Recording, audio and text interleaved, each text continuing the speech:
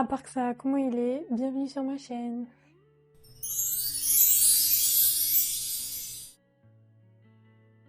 Alors ce soir, on se retrouve pour une nouvelle vidéo.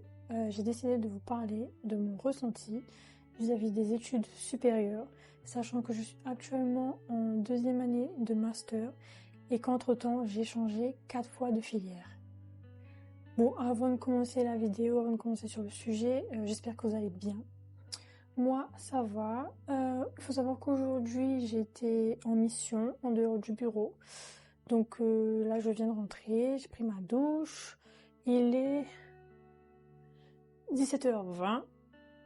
Donc, et dans cette nouvelle vidéo, j'ai décidé de vous parler des études supérieures et aussi de l'orientation professionnelle de façon générale. Donc, concernant mon orientation post-bac, il faut savoir que je fais partie de la génération bac Covid. Donc, vous pouvez dire ce que vous voulez. Moi, j'ai obtenu mon bac. C'est marqué que j'ai eu mon bac. Donc, je n'entends pas les critiques, les remarques. J'ai eu mon bac en 2020. Donc, j'étais en filière ES. D'ailleurs, c'était la dernière année avec les bacs généraux tels qu'on les connaissait avant. Il faut savoir que j'ai pris ES parce que c'était la filière la plus générale. J'étais pas forcément une grande fan des sciences, même si j'aimais bien les mathématiques en soi. J'aimais aussi beaucoup l'anglais, même si j'avoue que je participais pas forcément. Mais la ES me semblait être la filière la plus adéquate pour les gens qui ne savaient pas forcément vers quoi ils allaient s'orienter plus tard. Donc après ma ES, j'avais candidaté en prépa. Alors, je sais pas comment ça s'appelle. Je crois que maintenant ça s'appelle ECG. Mais moi c'était ECE. Économie, commerce. Économie, commerce, je crois. Le E, je sais plus. Ouais, je crois que c'était économie, commerce. Il y en a qui disaient prépa HEC, comme vous voulez. Donc cette prépa-là, j'avais candidaté en BTS commerce international. Uniquement parce que ça avait l'air chouette.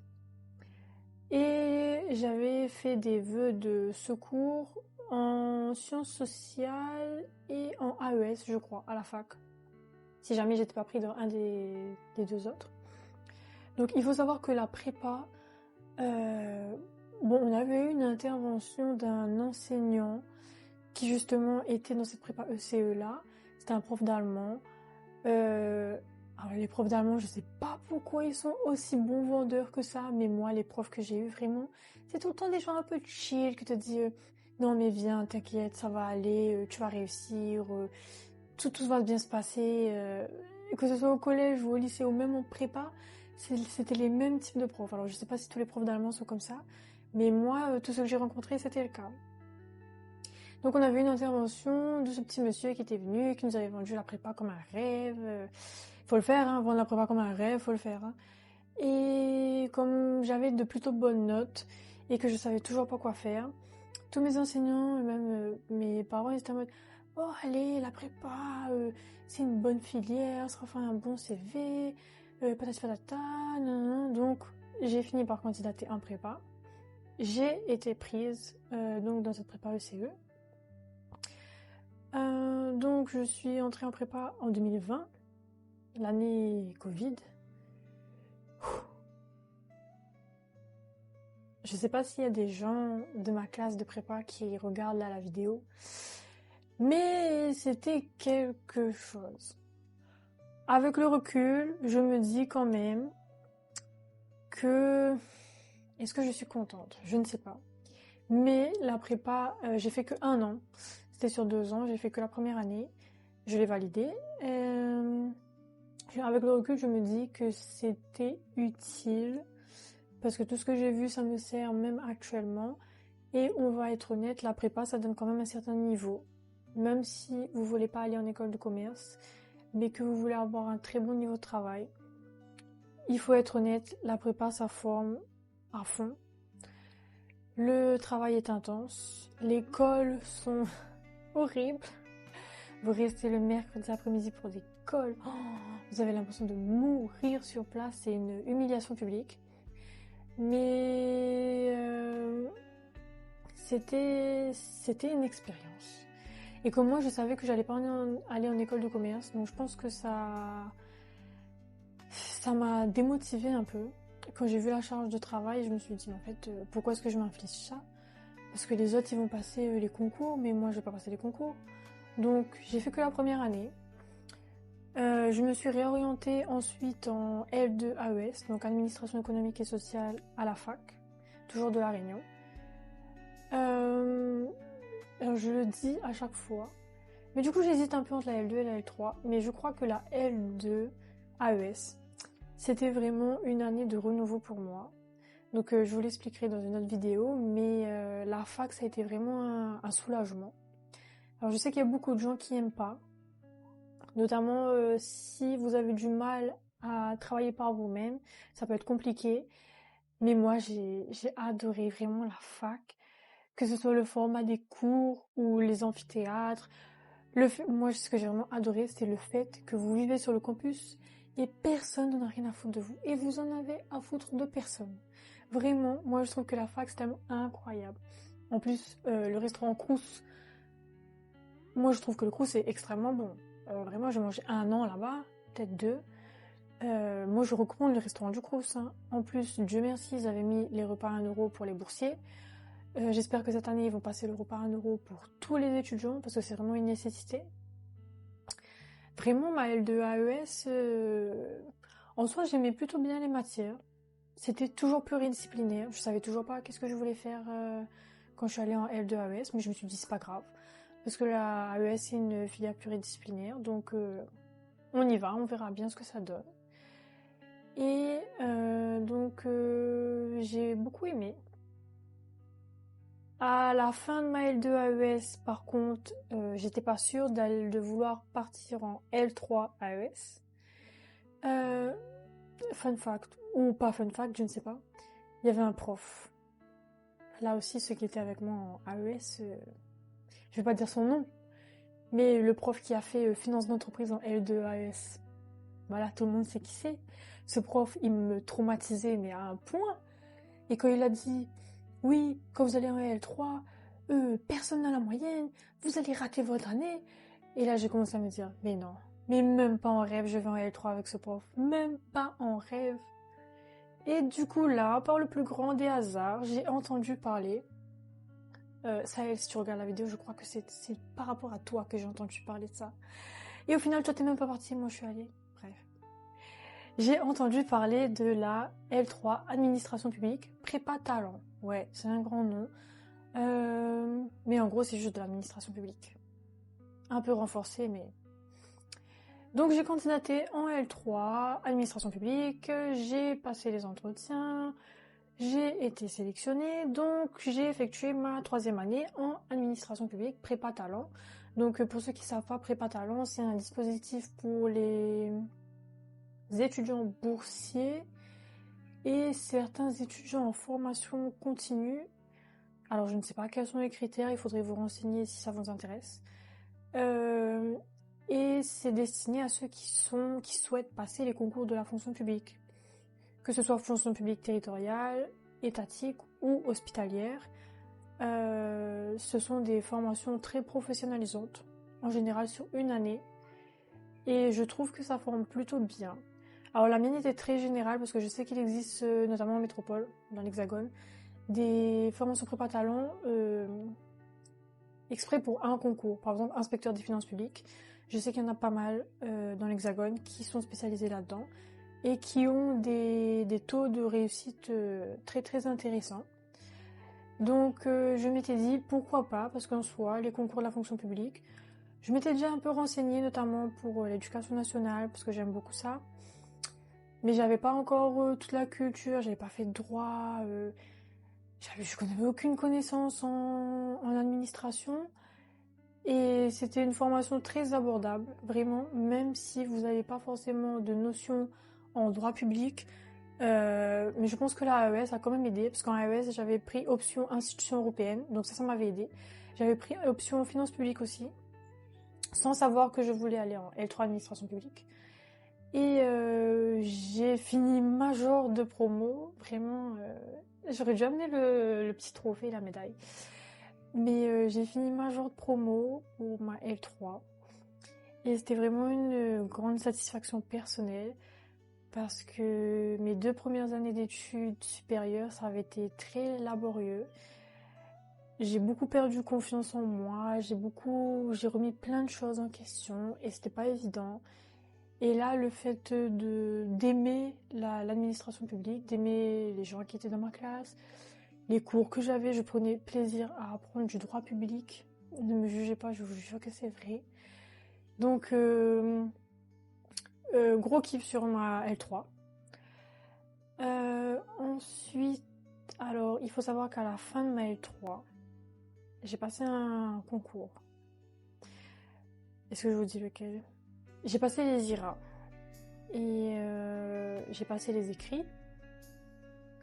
Donc j'ai réussi, j'étais admissible, donc ça veut dire que j'avais réussi les écrits. J'avais eu, je crois, 12 de moyenne ou quelque chose comme ça. Et donc je devais passer les oraux pour ensuite être affectée à l'école en France, dans l'Hexagone, et suivre la formation et devenir fonctionnaire de catégorie A. Sauf que 3 jours, donc j'avais déjà fait des oraux blancs, j'étais en stage au rectorat à ce moment-là, et 3 jours avant l'oral, alors du coup j'étais pas encore diplômée de ma licence, mais j'avais fini les cours, on attendait les résultats de la licence, et donc 3 jours avant de passer l'oral, j'ai reçu un appel téléphonique. Donc j'étais en stage à ce moment-là, c'était la pause de midi. La dame de l'IRA de Metz, là où je m'étais inscrite, qui me téléphone et qui me dit oui, bonjour madame Guichard, je vous appelle pour vous dire que est-ce que vous n'avez pas mis votre diplôme sur le site, donc il faudrait nous l'envoyer. Et là je lui dis mais en fait j'ai pas encore mon diplôme de L3 parce que les résultats sont pas encore tombés. Et là elle me dit ah mais oui, mais vous pouvez pas passer le concours si vous n'avez pas de bac plus 3. Et là, je lui dis, mais c'était écrit nulle part qu'il fallait être titulaire du bac plus 3 au moment de l'inscription, parce qu'on nous avait dit qu'on pouvait fournir le diplôme une fois qu'on avait passé l'oral. Donc techniquement, moi, c'était OK. Et là, il me dit, non, mais en fait, les règles ont changé, maintenant, il faut fournir le diplôme. Si vous ne fournissez pas de diplôme, vous ne pouvez pas passer l'oral. C'était 3 jours avant le vrai oral. Mais du coup, je lui ai dit, bah ok, je passe par l'oral alors. Et elle me dit, mais je suis vraiment désolée, je pensais que vous saviez. Et je lui dis, oui, mais vous avez vu le dossier passer, vous avez vu la préinscription passer. J'avais déjà dit que j'avais pas le bac plus 3 et personne n'a... Il dit, oui, mais vous savez, on a beaucoup de candidats, donc blablabla. Bref, j'ai raccroché. Je me suis mise à pleurer. J'ai beaucoup pleuré. J'ai appelé ma mère en pleurant, je lui ai raconté. J'ai envoyé un mail à j'en parle, j'ai des frissons. J'ai envoyé un mail à ma responsable pédagogique pour lui expliquer. Elle m'a téléphoné, j'étais en pleurs avec elle. J'ai dit, madame, mais en fait, c'est bon, c'est la fin de ma vie. Là, j'allais réussir le concours, je le sentais bien et tout, patati patata. Bref, c'était un... Même les gens du rectorat, ils étaient choqués parce qu'il y en a qui ont fait l'IRADMET, justement, ils disent mais ils comprennent pas pourquoi est-ce qu'ils n'ont pas réagi plus tôt, ils m'ont laissé passer le concours et tout. Et je vous avoue que là, j'étais vraiment dégoûtée parce que je me suis dit putain, enfin, j'avais trouvé quelque chose qui m'intéressait. Et là, bam, je sais pas, coup de karma, coup de quoi, coup de malchance. 3 jours avant, mon couplet sur le pied, on me dit mais en fait, non, vous pouvez pas passer et tout. Et du coup, ça m'a vraiment dégoûtée. Et du coup, après ça, j'avais quand même fait des vœux master pour continuer en administration publique parce que je m'étais dit que j'avais bien aimé et je m'étais dit au cas où que vraiment je réussisse pas le concours, au moins j'aurais quand même quelque chose sous la main. Donc après ça, j'ai continué en master 1 administration publique à l'IPAC de Strasbourg. C'était ma première fois dans l'Hexagone. C'était la première fois que je prenais l'avion pour aller en France. C'était la première fois que je mettais les pieds en France. J'ai pas beaucoup de famille dans l'Hexagone. Le peu d'amis que j'ai là-bas, ils sont dans le sud. Et donc moi j'étais à Strasbourg. Et les premiers mois ont été très compliqués. La formation en soi, honnêtement pour moi la formation ça allait. Parce que ça ressemblait quand même beaucoup à ce que j'avais vu en licence. C'était juste un peu plus approfondi. Et la notation un peu plus sévère. Parce qu'on était en master donc ils attendaient quelque chose de plus complet. Notamment les cours de culture G, c'était une dinguerie, les dissertations économiques. Vraiment, à chaque fois que j'avais la moyenne, j'étais en mode waouh, vraiment, je me sentais tellement intelligente quand j'avais les moyennes en culture G. J'ai beaucoup aimé les cours de droit européen aussi, je trouve que c'est très intéressant. Mais au bout de quelques mois, je me suis rendu compte que il m'était quasiment impossible de rester en métropole pour travailler après les études toute seule parce que je ne me sentais pas du tout à ma place. Ma famille me manquait énormément. Mon quotidien ici me manquait énormément. Et j'étais pas vraiment seule à Strasbourg parce que j'ai eu la chance de finalement avoir de la famille qui était là pour moi et heureusement je leur serai toujours reconnaissante de m'avoir accueillie et de m'avoir intégrée à leur famille. Mais c'était pas mes proches ici, vous voyez. Et donc c'était compliqué et vraiment il a fallu peut-être genre 3 mois pour que je me dise en fait non Frédéric. Et du coup je l'ai dit à mes parents. Et on avait même envisagé que je rentre au bout des 3 mois. Mais il faut savoir que quand vous êtes en outre-mer et que vous décidez d'aller en métropole, si en métropole, vous savez de quoi je parle, d'aller en métropole pour travailler, pour déménager, pour faire vos études, pour XY, c'est lourd. C'est lourd psychologiquement, c'est lourd physiquement et c'est lourd financièrement. Mes parents avaient beaucoup déboursé parce qu'on avait aménagé le studio. Encore, j'ai eu la chance d'avoir un studio Crous, mais il a fallu l'aménager, donc on a tout acheté. Ma mère a payé mon billet et son billet pour venir m'installer. On a fait énormément de dépenses et j'avais déjà dit à tout le monde, ouais, je pars faire mes études et tout, nanana. On avait fait un repas de famille et tout, bref. Et je me disais, putain, mais rentrer là, et en plus, si je rentre là, je valide pas mon année. Et du coup, je me suis dit, bon, en vrai, la formation, ça me dégoûte pas. Donc, why not? Et à partir de ce moment-là, je me suis dit, je sais toujours pas ce que je veux faire. Parce que quand j'étais partie en métropole, mon objectif, c'était de passer les concours étatiques. Et donc, de toujours aller dans l'éducation nationale, parce que moi, c'était ce domaine qui m'intéressait. Mais quand on passe les concours étatiques, on est 99% affecté en métropole ou dans les autres outre-mer, peut-être, je ne sais pas c'est quoi la probabilité. Mais voilà, j'avais moins de 1% de chance de retourner à La Réunion dès l'obtention de mon concours. Et ça, je me suis dit, même pas en rêve. Donc, j'ai décidé de continuer la formation, mais je me suis pas investie à 100%. Notamment parce que j'ai fait de mon mieux pour visiter. Donc visiter un petit peu l'Alsace, région que j'ai beaucoup aimée. J'aime beaucoup Strasbourg, vraiment très jolie ville. J'ai hâte d'y retourner en vacances. Même l'Alsace en général, j'ai beaucoup aimé. La nourriture aussi. Bon, la choucroute, pas vraiment, mais les flamencuches, j'aime bien.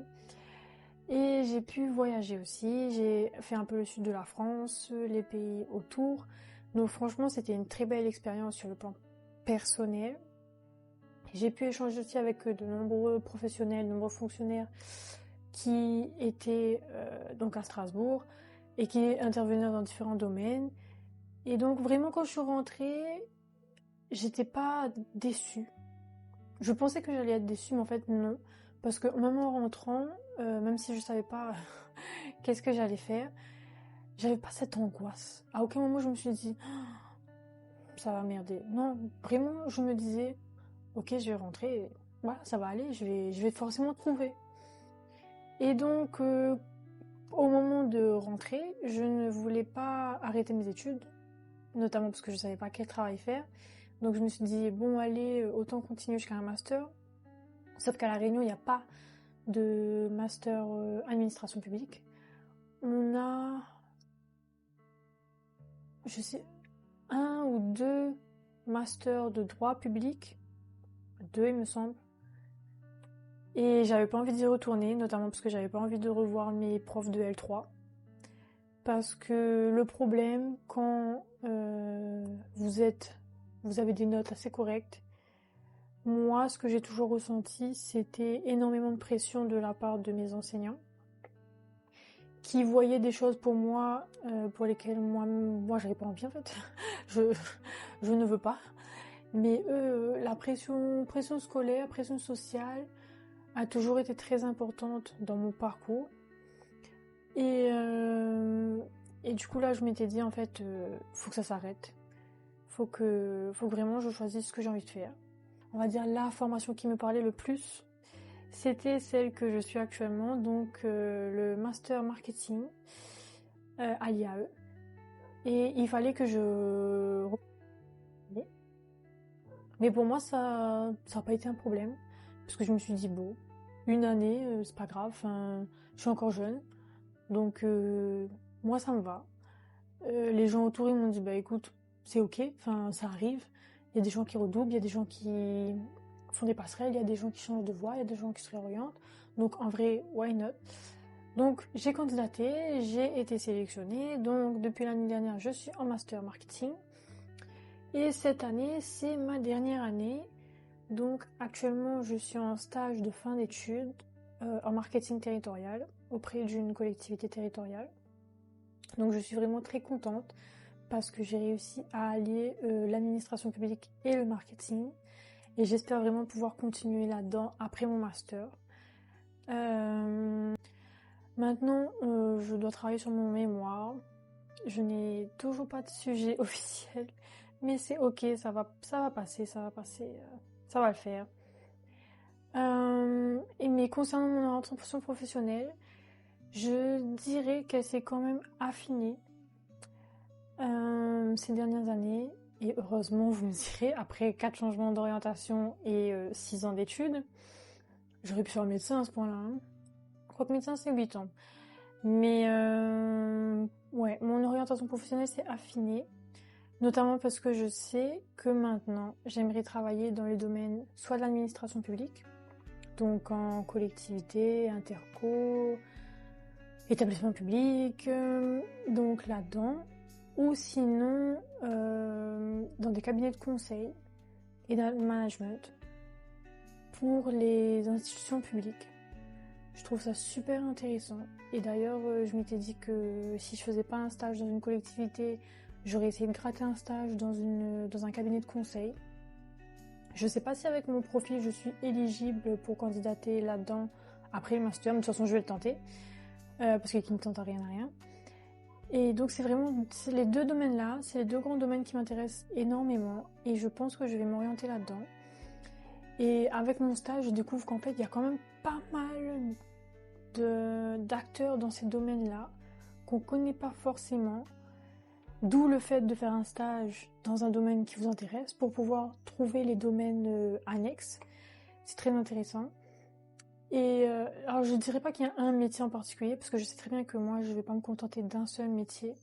Par exemple, je vois ma tutrice de stage là, vraiment c'est le genre de parcours que j'admire. Ça fait très longtemps qu'elle travaille dans cette collectivité, mais elle est passée par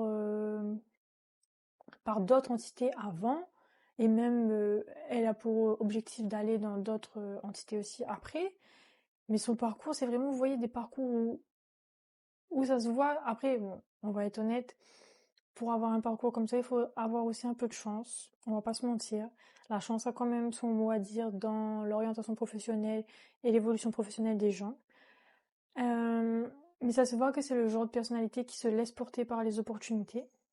Et moi, j'ai vraiment envie d'avoir une carrière comme ça. Euh, Parce que je me dis enfin, moi je sais que je suis pas faite pour un seul métier. J'ai besoin de voir et de toucher à plein de choses. Et donc dans les domaines qui m'intéressent, il y en a énormément. Franchement, je ne me mets plus de limites. C'est vraiment, je fonctionne avec les opportunités. Déjà là, 2026, je me suis dit, allez, tout ce que je vois passer et que j'ai envie, allez, candidate, candidate, candidate, on verra bien où ça me mène. Donc voilà, s'il y avait quelque chose à retenir de mon parcours professionnel et de mon orientation professionnelle, c'est que, un, rien n'est figé. Deux, vous avez vraiment le droit de changer d'avis. C'est ok. C'est même bien. Parce que ça montre que vous prenez le temps d'analyser une situation et de voir si elle vous convient ou pas. Et trois, respirez. Laissez-vous porter. Et vraiment, faites confiance à votre intuition. Mais ne laissez pas la peur dominer vos décisions. Parce que bien souvent, vous allez vous restreindre. Vous allez penser que c'est légitime de vous restreindre, alors que pas du tout. Parce qu'en fait, à force d'échanger avec des gens, je me rends compte que les gens qui réussissent, ils sont pas plus intelligents que vous, hein. Ils sont pas plus je ne sais quoi que nous, non. C'est juste qu'ils se sont dit, ah, ça m'intéresse, donc je vais y aller. Je vous promets que c'est la seule différence. Bon, après, peut-être qu'il y en a, ils ont tel et tel contact, mais c'est une minorité. C'est vraiment le genre de personne qui se dit, ok, je veux faire ça et je vais y aller. Voilà, merci beaucoup d'avoir regardé cette vidéo. J'espère que le contenu vous a plu, que la qualité était ok. Et on se retrouve bientôt pour une prochaine vidéo.